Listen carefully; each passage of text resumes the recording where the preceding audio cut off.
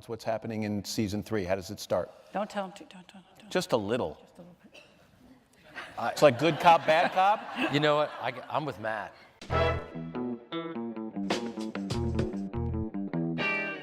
I would imagine there are probably a lot of people in the room right now who know you mostly from Entourage and know Ari Gold. Yeah.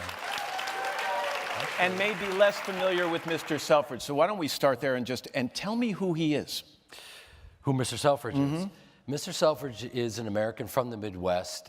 He was actually from Wisconsin, but made his bones in Chicago at Marshall Fields.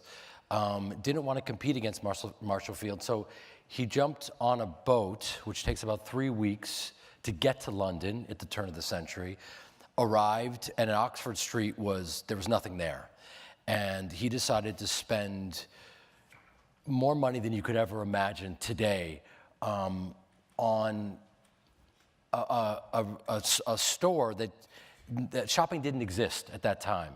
And he basically invented shopping. If you had money, you sent for your dressmaker, or you shopped out of a catalog. And he basically went over there and just rolled the dice. He was a gambler.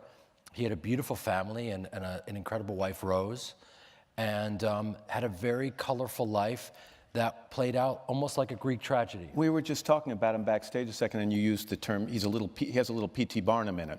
He was a showman. He was a showman. He saw it as retail as theater, and he was so ahead of his time. He was the first man-made celebrity. He was a guy who believed in advertising, put himself in the ads, and was there every morning at 9 o'clock on the dot with his pocket watch, and you could go to Selfridge's and see the great Harry Selfridge. Did you have to be convinced to play this role, or because you had some experience with those Marshall Fields windows when you were growing up, was this natural and you wanted to play it? Well, after coming off of 8 years of playing such a reactive, money-hungry, self-consumed, delusional freak. You're taking all my stuff for the next segment here. You know, it's interesting because I think all of us on our lowest level, when we're having our worst days, are reactive and we're not present, and we take everything personally. And there I was for 8 years playing a character who lived in that space and embracing that for 12 to 14 hours a day and loving it. I grew up in an acting family, so you would never turn down such a brilliant role. Little did I know that it takes its toll on your system, because you think that you're having a temper tantrum for the entire day. I remember trying to take a run after I played Ari for the day, and my hands immediately went numb, and I didn't know what was going on. But your body is exhausted because you're in a state of panic. You know what I mean? So you're stressed out. Playing Harry Selfridge is like a gift, because he operates from love, and he's light, and he leads by example. My mom said to me, and this is going to be very controversial, and I apologize, Joyce Piven, but she did say that Entourage wasn't her cup of tea. I can understand why a mom might say that. Yeah, indeed. Even though she did run lines with me, and she was a brilliant turtle, by the way. Well, so she ran lines with you? So you, as Ari, would read some of the things you, as Ari, tend to say to your mom. To my mother. That's what's happening in season 3. How does it start? Don't tell him to. Don't. Just a little. Just a little bit. It's like good cop, bad cop? You know what? I'm with Matt. Okay. Give a hint. No, I mean, it's interesting because we got a great note from ITV over there, which is to kind of up the stakes and have more turning point moments.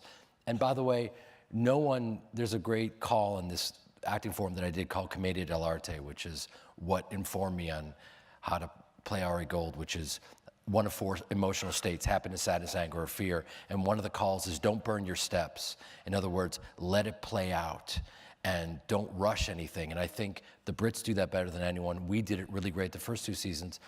Season 3, as you know, we're off and running, and it's a completely different pace. We start with the funeral of Rose and with a wedding, and everyone's it's like explored and heightened version of everything you've seen those first 2 episodes. So it's a faster paced season, and I think it really works because I think that we've kind of earned it. Let me wrap this section up by asking you, Rebecca, how does it feel to see Masterpiece being so hip right now? And there was a time a lot of people wouldn't have used those two words in the same sentence. No kidding. Hip replacement. That's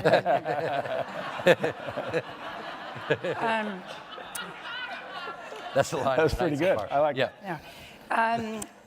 Masterpiece is in its 45th season, and how many other series are? It is currently the #1 rated show on PBS.